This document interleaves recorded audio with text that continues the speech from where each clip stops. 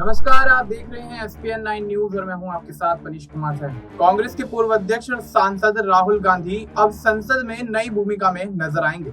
राहुल गांधी लोकसभा में विपक्ष के नेता होंगे।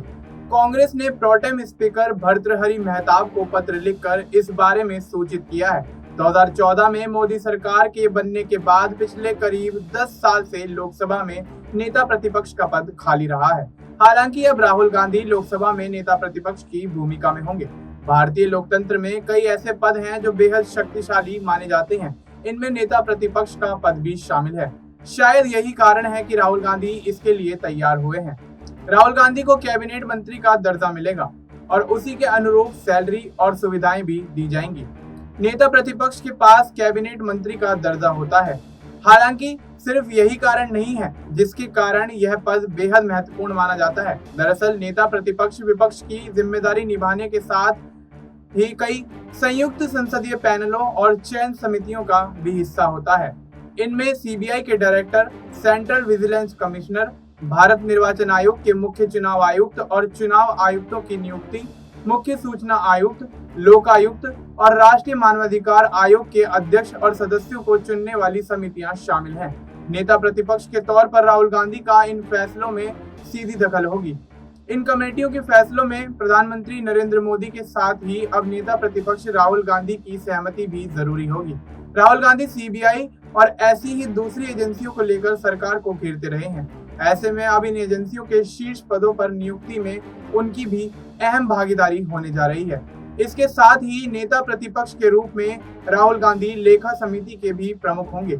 ऐसे में सरकार के आर्थिक फैसलों पर बारीक नजर रखेंगे और उनकी समीक्षा भी कर सकेंगे।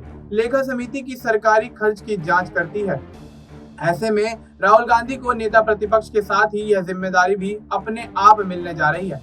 लोकसभा में नेता प्रतिपक्ष का पद संभालने वाले सांसद को केंद्रीय मंत्री के बराबर वेतन मिलता है और उसी के अनुरूप भत्ते और अन्य सुविधाएं भी दी जाती हैं।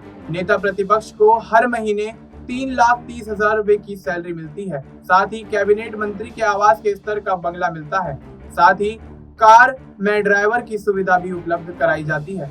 साथ ही जिम्मेदारी निभाने के लिए 14 लोगों का स्टाफ भी होता है।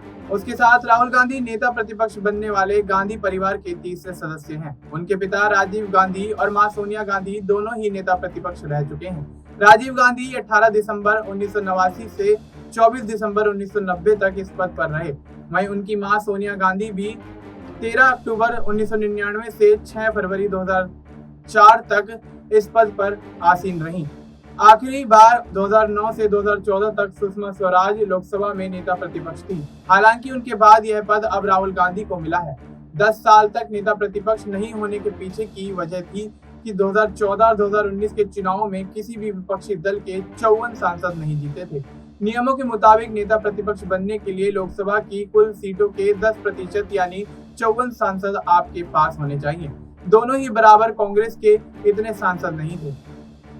हालांकि इस बार कांग्रेस 99 सीटों पर जीत दर्ज करने में कामयाब रही। सूत्रों के मुताबिक राहुल गांधी नेता प्रतिपक्ष का पद लेने के लिए अनिच्छुक थे।